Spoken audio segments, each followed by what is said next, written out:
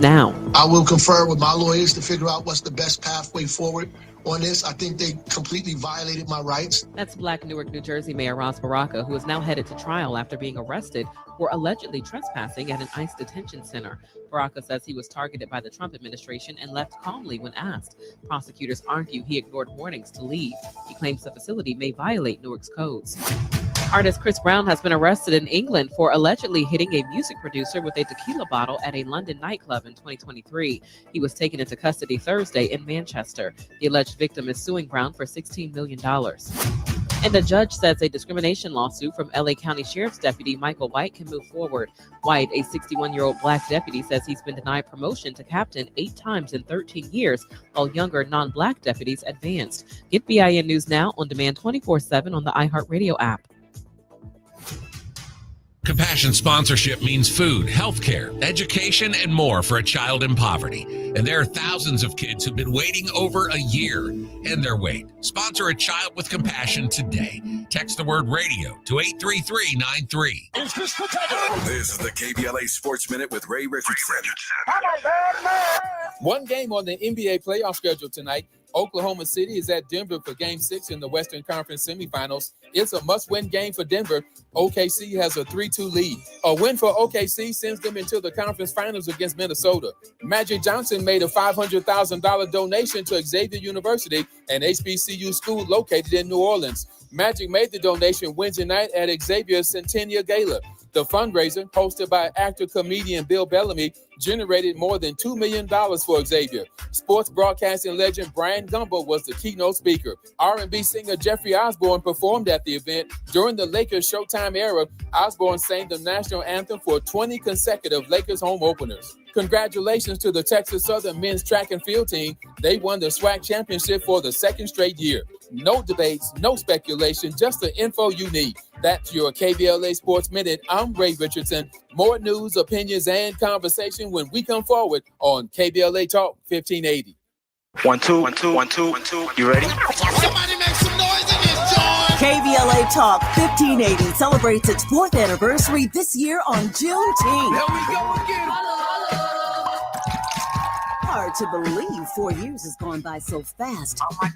But here we are, still standing, still loving and serving our people as best we can. Yeah, that's what I'm talking about. To celebrate our 4th anniversary, we have 4 big events, and you're invited to all of them. She got a lot to say. Let's do this. Let's get it on. On Wednesday, June 18th, we go live on C-SPAN for the 2nd consecutive year with our Climate Justice Plus Black Health Symposium. Tavis Smiley will moderate an all-star panel of thinkers and influencers as we continue our vitally important climate justice work. Hey, Tavis Smiley, talk about. On Thursday, June 19th, you're invited to join us as we celebrate Juneteenth and our 4th anniversary. There will be plenty of food, fun, great music, good vibes, and all of your favorite KBLA Talk 1580 hosts will be there. Yeah, man. Flip the beat. On Saturday, June 21st, there are 2 big events you're invited to attend. I can't wait to hear it. This year, KBLA Talk 1580 continues its annual partnership with the Empowerment Congress for a community celebration and dialogue to educate, engage, and empower.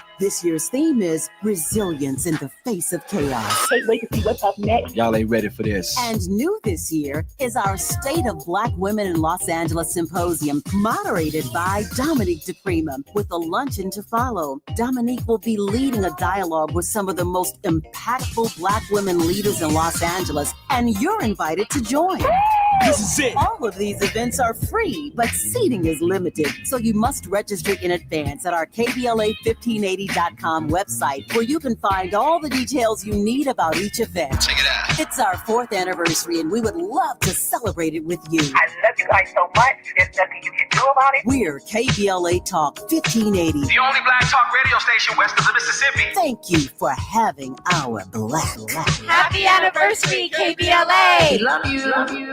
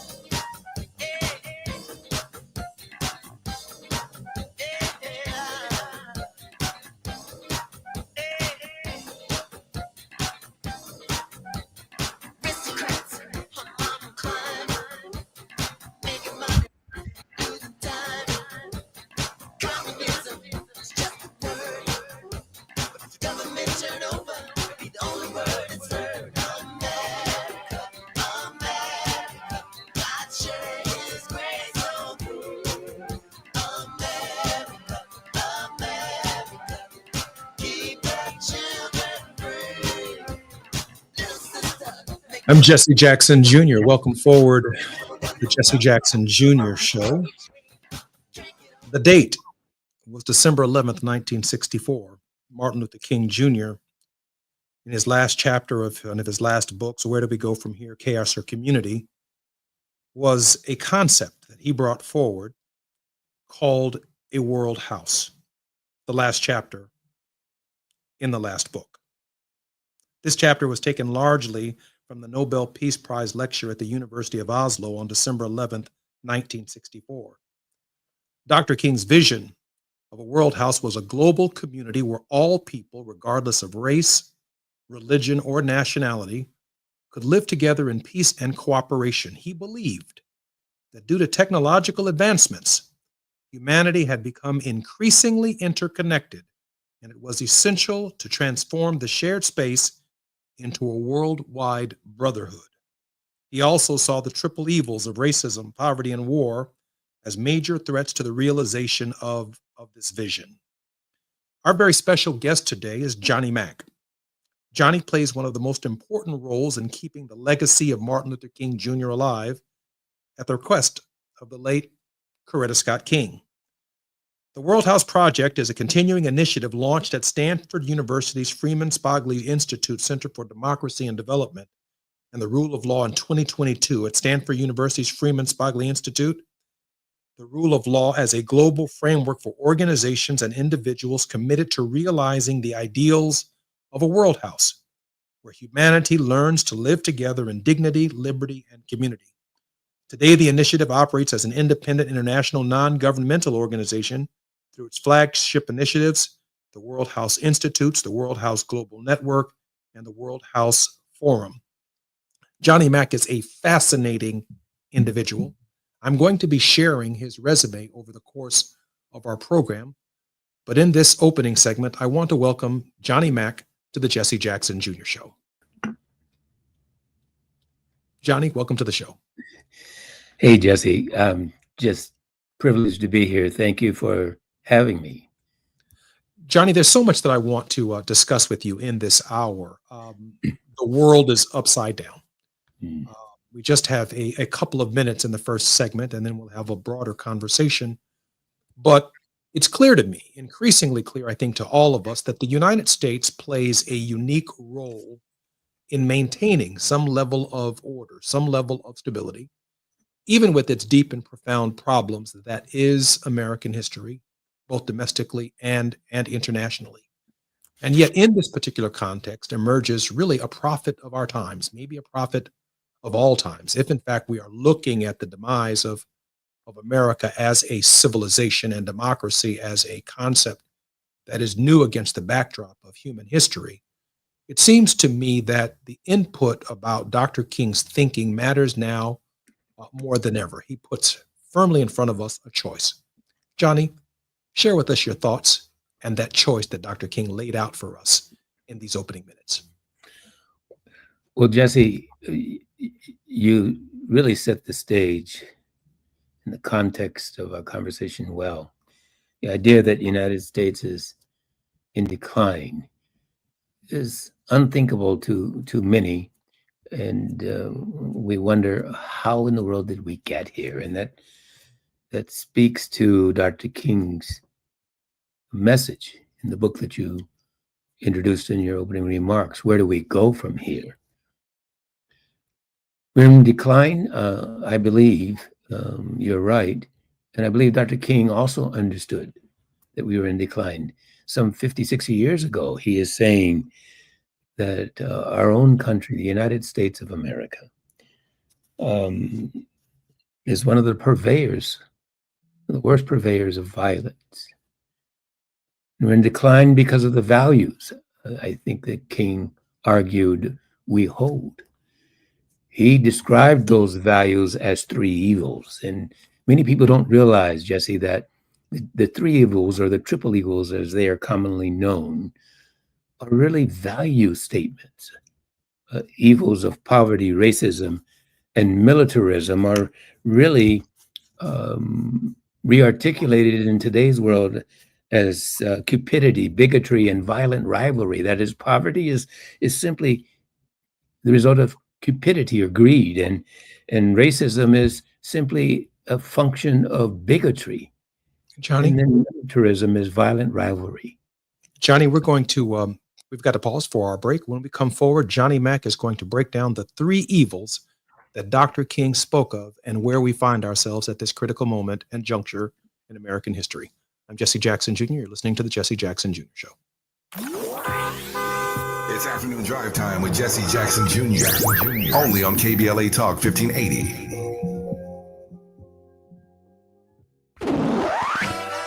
You really about to do it? 40 acres and a mule. This is bigger than the music. You really about to do it? Yeah, they tried to rig the game, but you can't fake influence. Who among us doesn't like black music? But Kendrick is right. This moment is so much bigger than music. These are serious times. We've got serious problems, and we need serious people who understand that slogans are not solutions. When you want substantial and sober analysis about things that matter to you and the ones you love, this is where you turn. We're KBLA Talk 1580, and we've got your black. Time is up. The IRS is in full collection mode for 2025, issuing liens, levies, and garnishments to anyone who has a past tax debt or unfiled tax returns. Don't wait till it's too late. Your paycheck and bank accounts are at risk of being seized. Call now and stop the collection process today. If you're living check to check, no matter how much you're making, you still may qualify for the Fresh Start programs offered by the IRS to reduce or even eliminate your tax debt. It's just a 5-minute call to get your options, and it's free. If you owe back taxes, have years of unfiled tax returns, under audit, have a wage or bank levy, or finally just want to sleep better, business or personal, call the experts at Republic Tax Relief while there's still time. A+ rated by the Better Business Bureau, and tough. This veteran-owned company has the fight you need to take on the IRS. Don't go at it alone. The call is free. Call their hotline number now, 800-259-4546. That's 800-259-4546. Find out if you qualify today. Call 800-259-4546 or go to republictaxrelief.com. Wesley Financial Group is not a law firm. Chuck McDowell here. If you were misled or lied to in any way when buying a timeshare, right now is your wake-up call. With the tariffs, economy tanking, and inflation rising, you might need to ask yourself this question. Is owning a timeshare a good idea? With all the economic uncertainty, you need to protect yourself and your family. Don't look back and say, if I'd have only got rid of that stupid timeshare they lied to me about. It's time to stop thinking about canceling your timeshare and finally get rid of it and be smart with your money. At Wesley Financial Group, we've saved 48,000 families an average of $65,000 in lifetime payments. Give us a call. I guarantee if we take you as a client, we will cancel your timeshare permanently or you'll pay nothing. Call Wesley for your free timeshare exit kit. 800-954-3322. 800-954-3322. 800-954-3322. Nationwide is so much more than a great insurance company. They're one of America's largest financial services companies. Like how I'm more than Saquon Barkley, the NFL's reigning leading rusher. I'm also the NFL's leading husher. Shh, hush up back there. Wow, I might have just set the hushing record. Well, almost. For your insurance and financial needs, Nationwide is on your side. Nationwide Investment Services Corporation, member FINRA, Columbus, Ohio. Now back to more of Jesse Jackson Jr. on KBLA Talk 1580.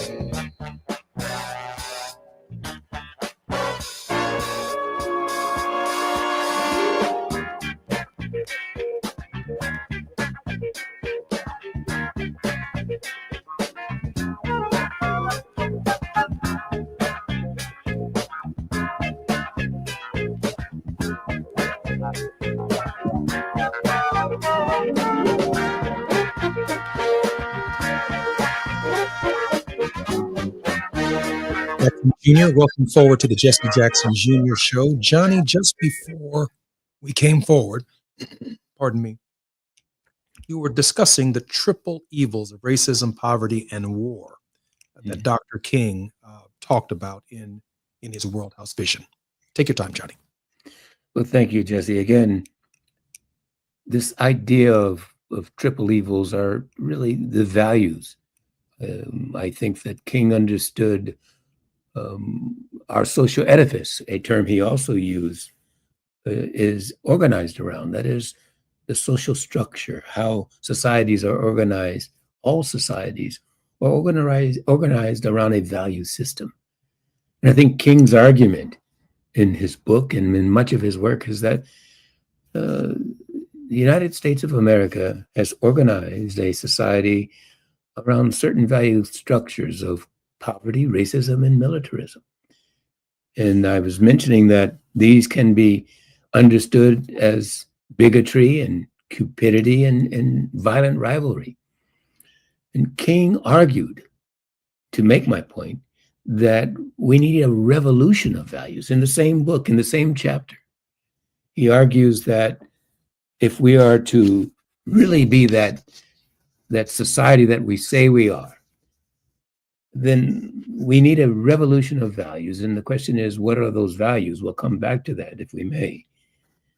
But King also said that true compassion is more than flinging a coin to a beggar. And he's talking about the social structure, Jesse.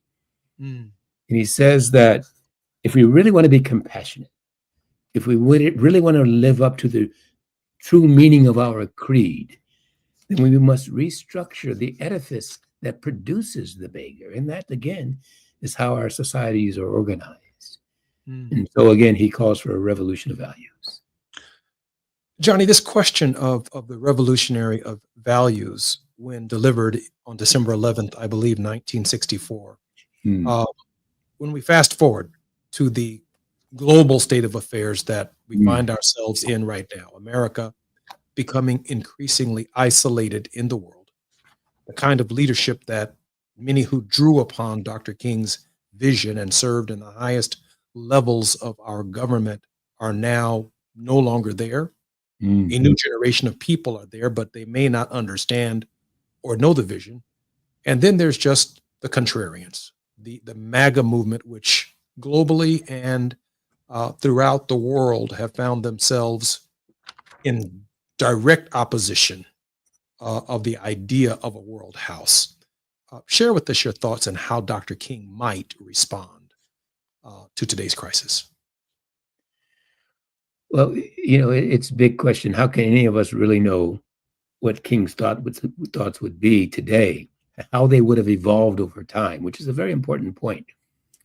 Because in the 13 years of his life's campaign as the preeminent civil, and I would argue human rights leader of that time, King's thinking evolved. And I think that if he were here today, perhaps, he would appeal to the nation and to all of us to really focus on this notion of nonviolence and understand it for what it really can be, not for what it might be today or as it was in the mid-20th century civil rights movement. You argued that we should study nonviolence. We should study it and learn from it. We should learn from others who practice it. In other words, King, I believe, was arguing that there was much more to nonviolence than mere civil disobedience. There are other ways and forms and means of engaging as a civil, you used that word a bit earlier, civilization, as a civil community of human beings that create an environment where individuals can realize their full potential and can just, as Rodney King might say, get along with each other. And I think the problem today, Jesse, is we haven't put that work in that King admonished us to do, to better understand the options of a nonviolent movement. King wanted to planetize, he used that term also, the movement in this world house, understanding that we are inextricably tied together in a network of mutuality.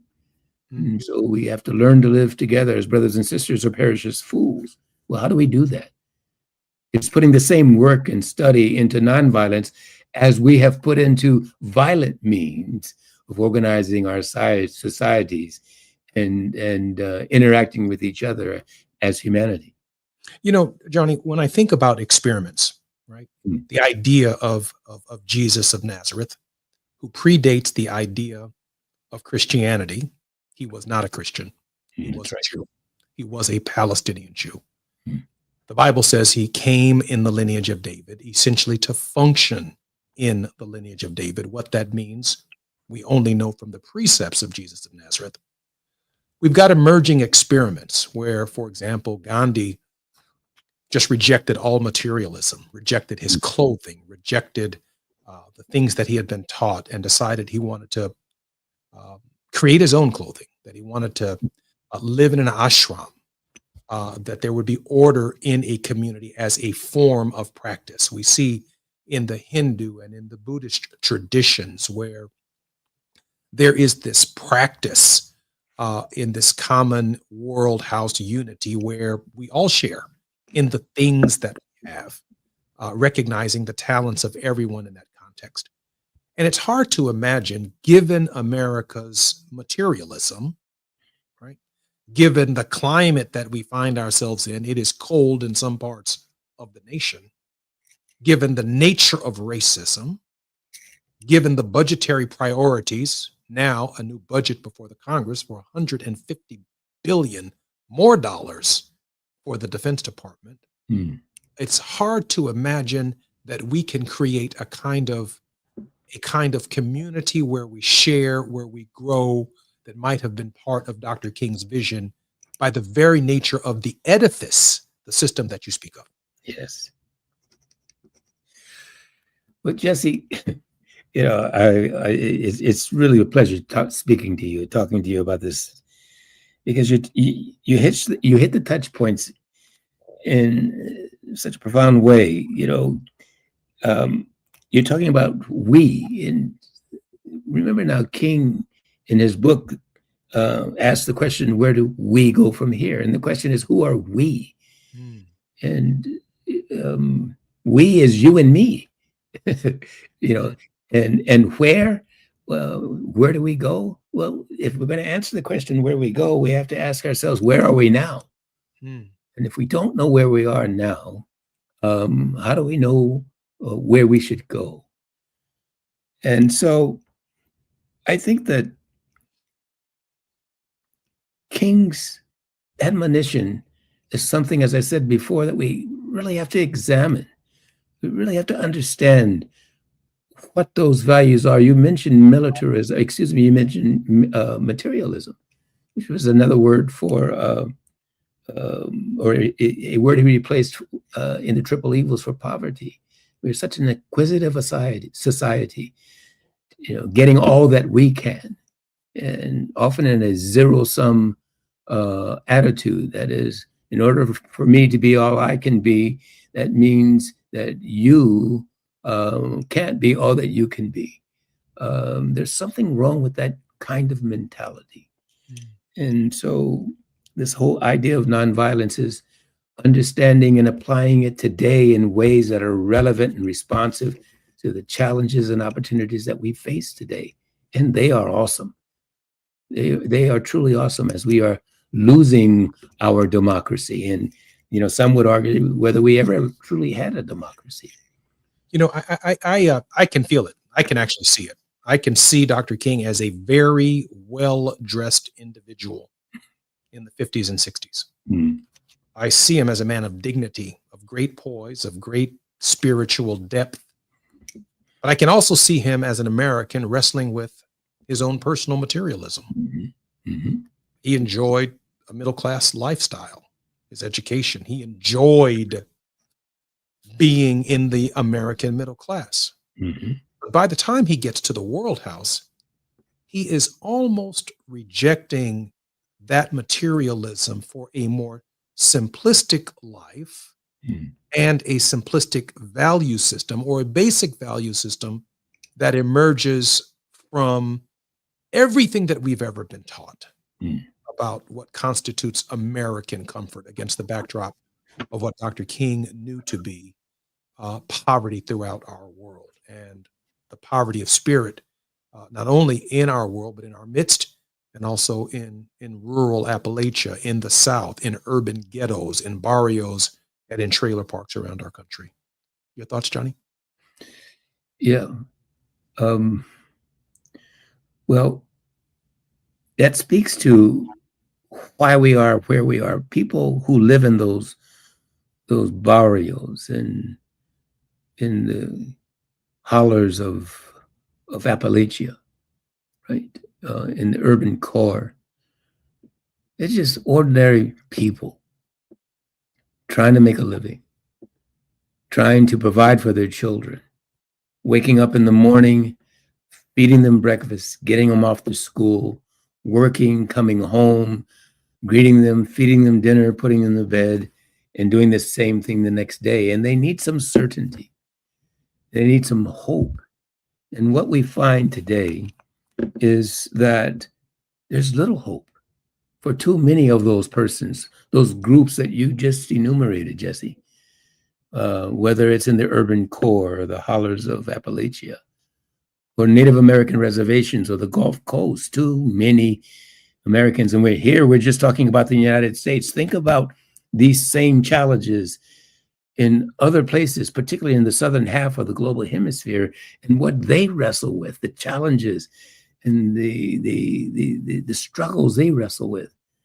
And where are the answers? The answers, Jesse, I would argue, King would argue, comes from the bottom up. It comes from we, you and me, ordinary people.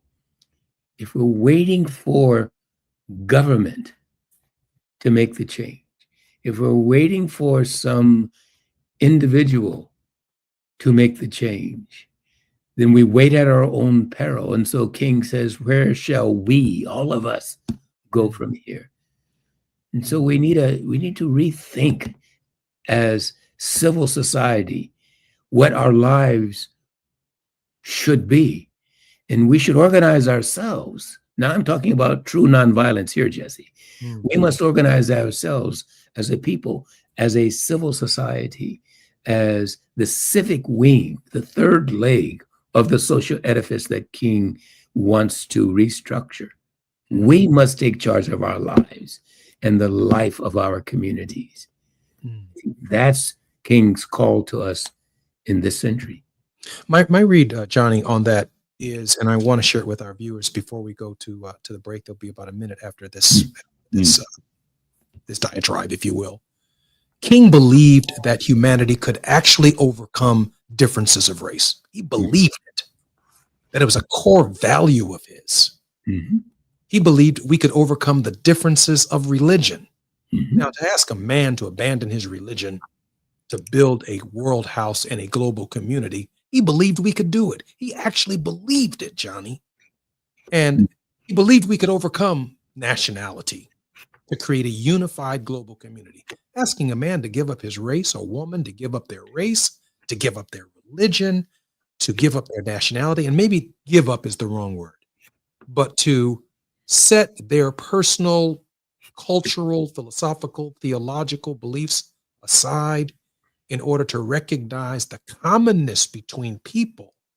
When I put that thinking, that chaos or community against the backdrop of your work and against the backdrop of work that you continue for Martin Luther King Jr., I sit here some days very skeptical, less optimistic, but increasingly pessimistic as to whether or not it's possible. I'm Jesse Jackson Jr., listening to the Jesse Jackson Jr. Show.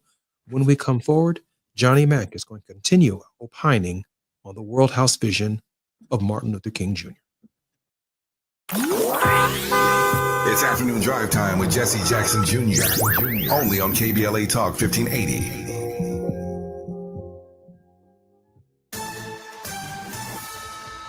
I'm Amber Payton with BIN News Now. Minnesota leaders are preparing for possible unrest if President Trump pardons Derek Chauvin for George Floyd's death.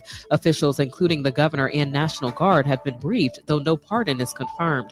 Chauvin is serving over 20 years in a Texas federal prison.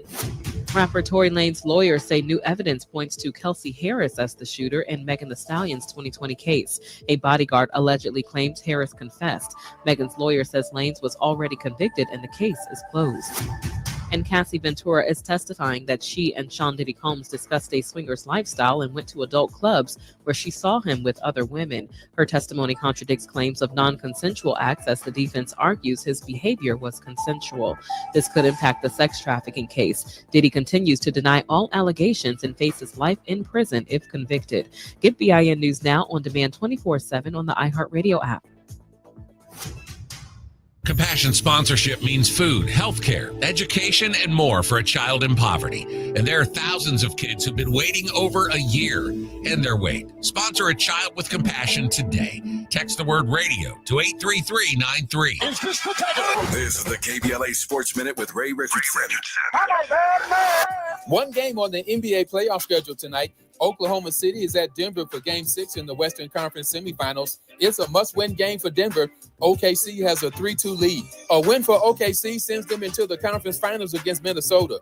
Magic Johnson made a $500,000 donation to Xavier University, an HBCU school located in New Orleans. Magic made the donation Wednesday night at Xavier's Centennial Gala. The fundraiser, hosted by actor-comedian Bill Bellamy, generated more than $2 million for Xavier. Sports broadcasting legend Brian Gumbo was the keynote speaker. R&B singer Jeffrey Osborne performed at the event. During the Lakers Showtime era, Osborne sang the national anthem for 20 consecutive Lakers home openers. Congratulations to the Texas Southern men's track and field team. They won the SWAC championship for the second straight year. No debates, no speculation, just the info you need. That's your KBLA Sports Minute. I'm Ray Richardson. More news, opinions, and conversation when we come forward on KBLA Talk 1580.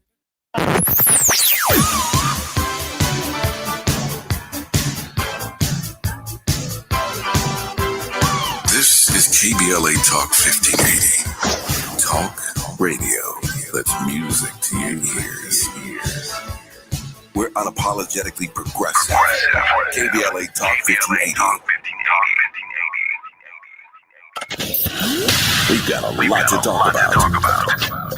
Hi, I'm Zoe Williams, aka the Voice of Reason, encouraging you to join me weekdays from 7 to 9 p.m. for the world's most intriguing relationship radio roundtable. Every night, I facilitate and encourage our loyal listeners to participate in the most engaging relationship discussions you'll hear anywhere. So make it a point to rendezvous with me, Zoe Williams, the Voice of Reason, Monday through Friday, 7 to 9 p.m. Pacific Standard Time.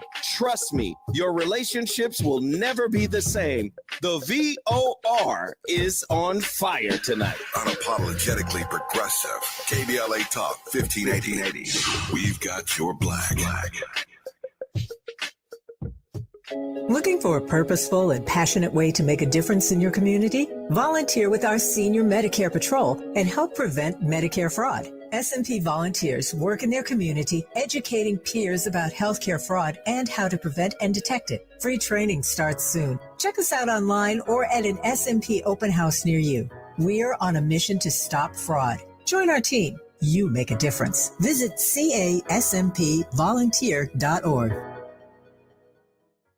Protect yourself from Medicare card scams. Scammers may call, email, or even knock on your door claiming they need your Medicare info, asking for money, or threatening to cancel your benefits. Don't fall for it. It's a scam. Remember, Medicare doesn't need to verify your information. They already have it. Medicare won't charge you for a new card and will never threaten to cancel benefits. Check your Medicare statements for suspicious charges and report scams to the California Senior Medicare Patrol at 1-855-613-7080. We're here to help. 1 2 1 2 1 2 1 2. You ready? Somebody make some noise in this joint. KBLA Talk 1580 celebrates its 4th anniversary this year on Juneteenth. Here we go again. Hard to believe 4 years has gone by so fast. Oh my God. But here we are, still standing, still loving and serving our people as best we can. Yeah, that's what I'm talking about. To celebrate our 4th anniversary, we have 4 big events, and you're invited to all of them. She got a lot to say. Let's do this. Let's get it on! On Wednesday, June 18th, we go live on C-SPAN for the 2nd consecutive year with our Climate Justice Plus Black Health Symposium. Tavis Smiley will moderate an all-star panel of thinkers and influencers as we continue our vitally important climate justice work. Hey, Tavis On Thursday, June 19th, you're invited to join us as we celebrate Juneteenth and our 4th anniversary. There will be plenty of food, fun, great music, good vibes, and all of your favorite KBLA Talk 1580 hosts will be there. Hit the beat. On Saturday, June 21st, there are 2 big events you're invited to attend. I can't wait to hear it. This year, KBLA Talk 1580 continues its annual partnership with the Empowerment Congress for a community celebration and dialogue to educate, engage, and empower. This year's theme is resilience in the face of chaos. Can't wait to see what's up next. Y'all ain't ready for this. And new this year is our State of Black Women in Los Angeles Symposium, moderated by Dominique DePrima, with a luncheon to follow. Dominique will be leading a dialogue with some of the most impactful Black women leaders in Los Angeles, and you're invited to join. This is it. All of these events are free, but seating is limited, so you must register in advance at our KBLA1580.com website, where you can find all the details you need about each event. Check it out. It's our 4th anniversary, and we would love to celebrate it with you. I love you guys so much. There's nothing you can do about it. We're KBLA Talk 1580. The only black talk radio station west of the Mississippi. Thank you for having our black. Happy anniversary, KBLA. Love you. Love you. You're listening to Jesse Jackson Jr. on KBLA Talk 1580.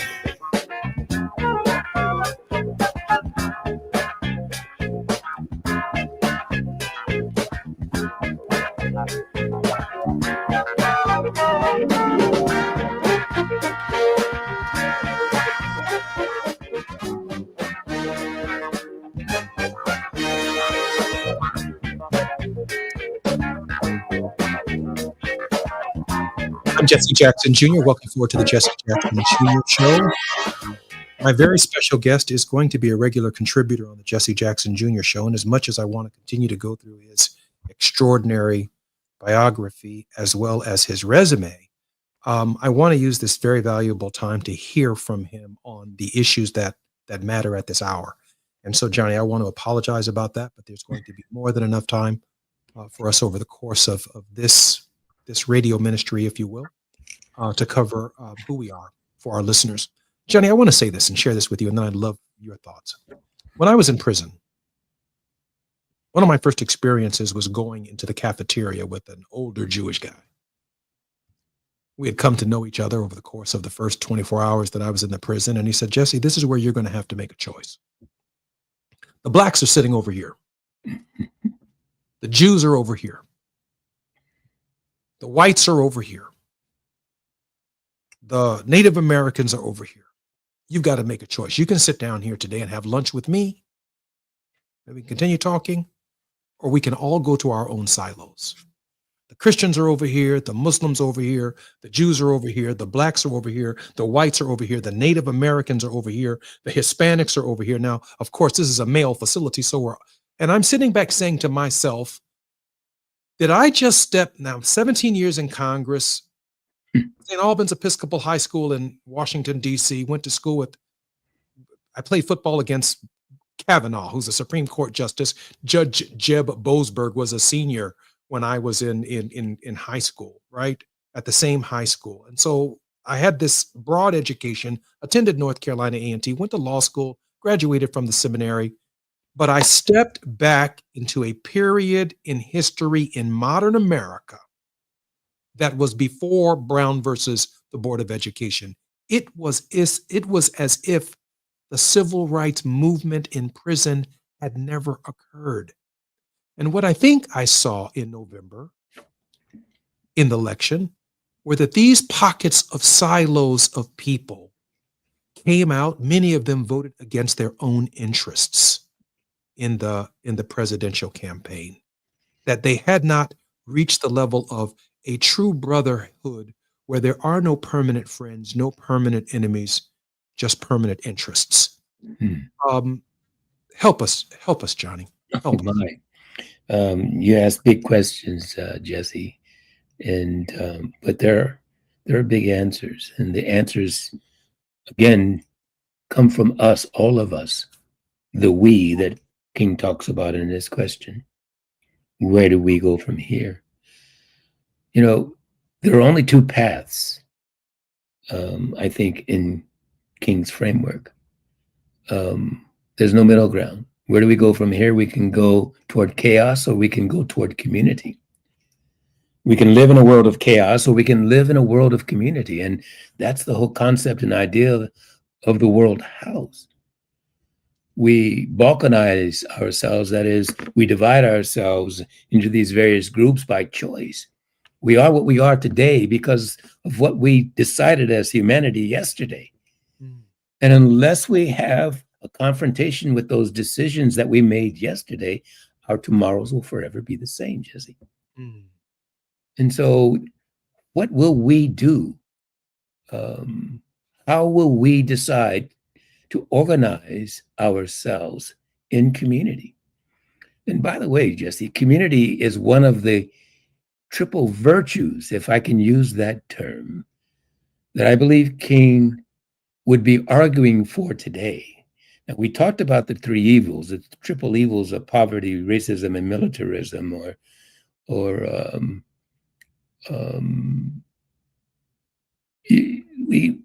we haven't talked about those virtues. What would he replace? The bigotry, the rivalry, the cupidity or greed. What would he replace them with? What are the values that he wants to organize society around? But I would argue that community is one of them. Community is more than what we are. Community is, and it's more than where we are. It's who we are. And so King is arguing, I believe, in this World House idea, for community as a fundamental value that in this revolution of values that he wants.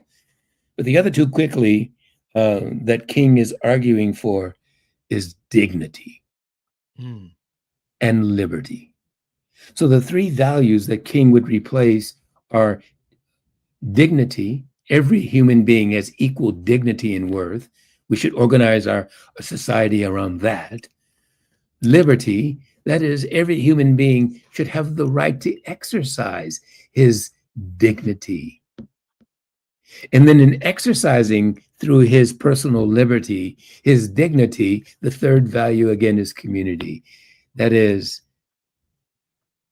if I'm going to exercise my dignity through liberty, I must allow for you to exercise your dignity through liberty and freedom. Johnny, help me understand how, and we've got about 2 minutes before we come forward, our break. Help me understand how the three and the triple evils attack those virtues and values and make them nearly impossible to actually accomplish, even at the spiritual level. Yeah. We've got about 2 minutes. All right, I'll do it quickly. So obviously, human beings have, what the scholars and academicians call basic needs, and those basic needs must be met. And when persons are deprived of those basic needs, that creates conflict. And how we resolve those conflicts, of course, determines whether we will take a violent path or a nonviolent path. And so when it comes to poverty, once again, we have the struggle that everyday human beings must negotiate in meeting those basic needs. Racism, denying a person's humanity, his dignity, her right to exercise who she is, how she understands herself. And then rivalry, fighting each other. These all deny dignity. They destroy liberty. And they ensure that we can never live in community. So King understood how destructive these fundamental values of the way society is organized tear us apart, rather than bringing us together as one humanity, as one family, if you will, under God, if that is your orientation. And so, again, he argues this revolution of values must identify replacements for the bigotry, for the poverty or cupidity, and for the violent rivalry. They are infusing dignity, liberty, and community in how we organize ourselves, interact with each other in the social edifice. I'm Jesse Jackson Jr. You're listening to the Jesse Jackson Jr. Show. My very special guest is Johnny Mack from Chaos or Community. Chaos or to Common Unity. I'm Jesse Jackson Jr. When we come forward, we'll be with Johnny Mack. While you're stuck in traffic, we can at least bring you up to speed on the news of the day. You're listening to Jesse Jackson Jr. only on KBLA Talk 1580.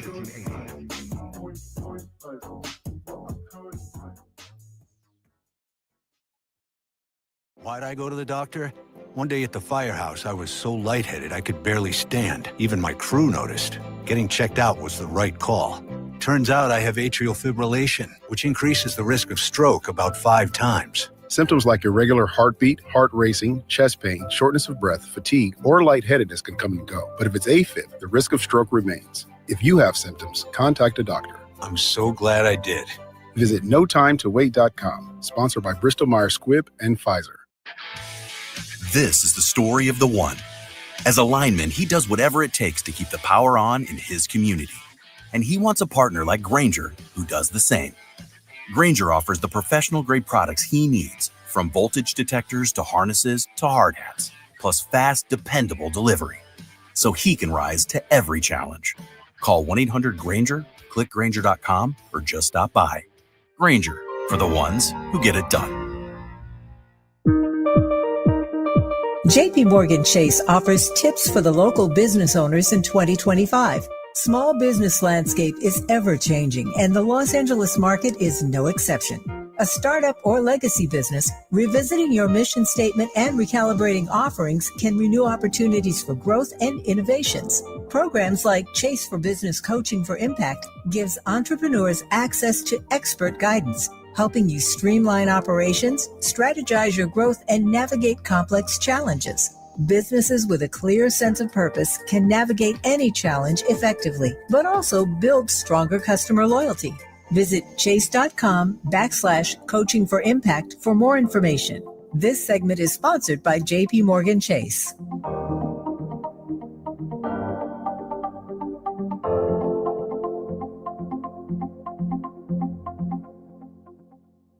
Is reviewing life insurance on your to-do list? Now's the perfect time to add it. A friend recently told me that securing life insurance sooner rather than later can help you lock in lower rates for years to come. So I bumped this up on my list and got it done. I called SelectQuote and couldn't believe how easy and affordable life insurance is. I'm 40 and got a $500,000 policy for $16 a month. My husband's also 40 and his $500,000 policy was only $18 a month. Plus, with SelectQuote's same-day coverage, there was no medical exam required, and we were covered by the time we hung up. Knowing I have this checked off my list feels amazing, but the peace of mind knowing my family is protected feels even better. Call SelectQuote at 1-800-729-7070. That's 1-800-729-7070. Or go to SelectQuote.com to get your free quote today. That's 1-800-729-7070. Details on example rate at SelectQuote.com. Hear that? That's the sound of your life. Perfectly imperfect. Beating in rhythm to the world you've created. But every time you drive after drinking, the music gets drowned out. Your life sounds pretty great. Don't let a buzz ruin it. Buzz driving is drunk driving. Don't drive buzzed. A message from NHTSA and the Ad Council. Privacy policy and terms and conditions posted at textplan.us. Texting enrolls for recurring automated text marketing messages. Message and data rates may apply. Reply stop, opt out. Individual results may vary. Consult a doctor prior to use. If you've struggled to lose weight in the past, this important message is for you because you could lose as much as 50 pounds or more with Zelfie. Zelfie makes it easy and affordable to get weight loss treatment 100% online. Zelfie providers can prescribe FDA-approved GLP-1 weight loss medications clinically shown to help people lose weight like Wegovy, Zepbound, and others. Plus, help get the medication and covered by insurance, so it's as little as $0 a month. The doctors are super helpful, and the meds have been a game changer. It's the first program I've had success with. Before Zelty, I was unable to lose weight, even though I was eating healthy and exercising 6 days a week. Zelty helped me not only lose weight, but I feel so much better. Text GOAL to 200-300 to get started today with Zelty and see if weight loss medications like Wegovy or Zepbound are right for you. Don't wait. Text now for a link to your exclusive offer. Text GOAL to 200-300. That's GOAL to 200-300. GOAL to 200-300. Now back to more of Jesse Jackson Jr. on KBLA Talk 1580.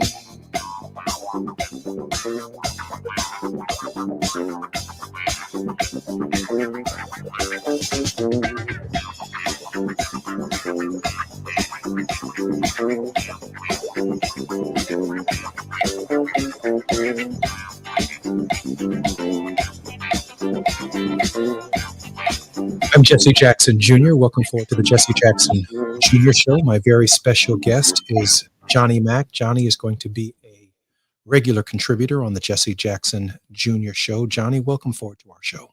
Thank you again. Thank you. Johnny, I want to raise a question. Obviously, in the final 3 or 4 minutes of the program, I'm going to give you an opportunity to provide our listeners with a word of hope. But en route to that, I want to query this question of idealism versus realism. I have to remind people that the ministry of Jesus of Nazareth was for 3 years. He only preached 3 years. And so Christianity in a large sense, in a profound sense, is an unfinished system. We fill in the pieces with what we understand Matthew's interpretation is, Luke, John, Mark, their interpretations. We arrive at certain precepts that are unique to Jesus of Nazareth, and we tie those precepts together and we call it Christianity. But then here comes Dr. King saying about Mohandas K. Gandhi that the circumstances of the world made Gandhi necessary. He said Gandhi was that kind of profound individual in his experiments in this idea of common unity and a world house. Gandhi is famously said, I don't care much for your Christians, but I like your Christ. I like the individual, but I don't care much for the behavior of those of you who profess to follow him. And then we have this 13-year ministry. Age 26, Dr. King comes on the scene, and by age 39, he's taken from us. We have this 13-year ministry where we see another prophetic individual trying to experiment with the precepts of some kind of value system that is in formation, that is still coming forward, that isn't set in stone, that we get to be active participants in the unfinished ministry of Jesus of Nazareth, of Gandhi, of Martin Luther King Jr. Your thoughts on that unfinished, evolving ministry? And then I'm going to ask you to give our listeners a word of hope. Johnny. Well, again, Jesse, you give me the real easy questions, right? So the context of your question is rooted in Christianity. I'd like to expand that just a bit, whatever one's belief system is. You began with idealism versus realism. I think the world house has to be big enough, whatever one's orientation is in faith. It has to be big enough to allow for how I see the world and how you see the world, so that we can live together in the world without destroying the world.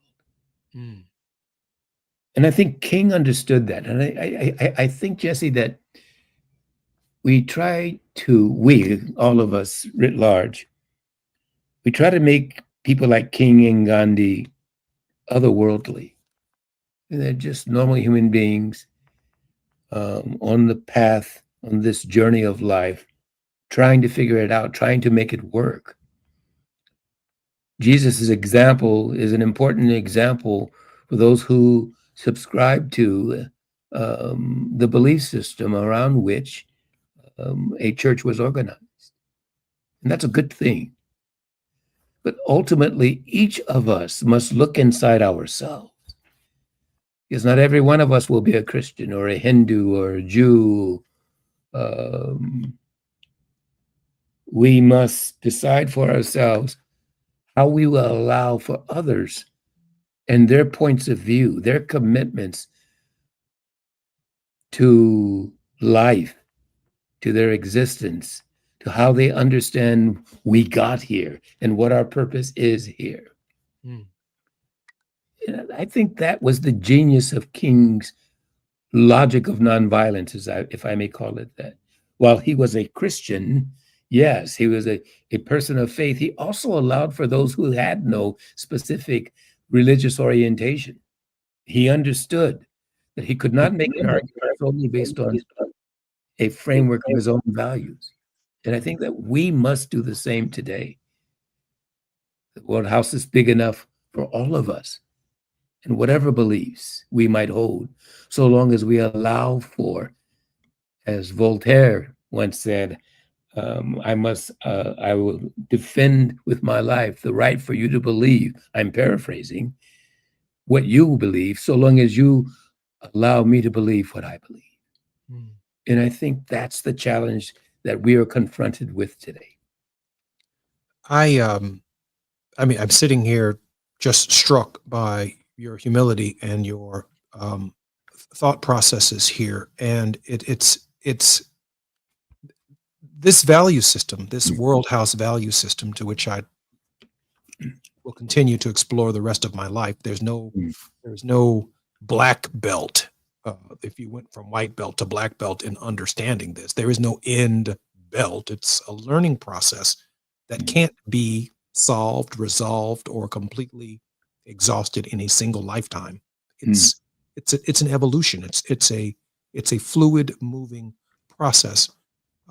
Johnny, give us a word of hope, but if you don't mind, share with us in that word of hope how this value system is one that is open to genuine community, and understanding, listening, and not just talking, but listening. Johnny. So talking, listening, communicating is obviously key. Hearing and understanding what the other feels, what the other experiences in the day in and day out quotidian life experience. You know, Jesse, that's, to walk in your shoes and for you to walk in mine, this is the challenge. This is the call. And it's really so easy to do. Again, I said earlier, we have the social order. We have the society we have chosen as humanity. And so the hope is what King described in the arc of the universe. It is long, but it bends toward justice. And Jesse, the question is, how in the world does this arc bend toward justice? If he is right, and you were right, King had hope. He believed. Why did he believe that the arc of the universe bends toward justice? Well, he believed it because he believed that we grab that end of the arc and we pull that arc toward justice. Each and every one of us. And so the hope is in us. We are the hope. We are the ones that we are looking for. We are the ones. My very special guest is Johnny Mack. Johnny, I look forward to having you again on the program in the not too distant future. I'm Jesse Jackson Jr. You've been listening to the Jesse Jackson Jr. Show. KBLA 1580 Santa Monica. I'm Amber Payton with BIN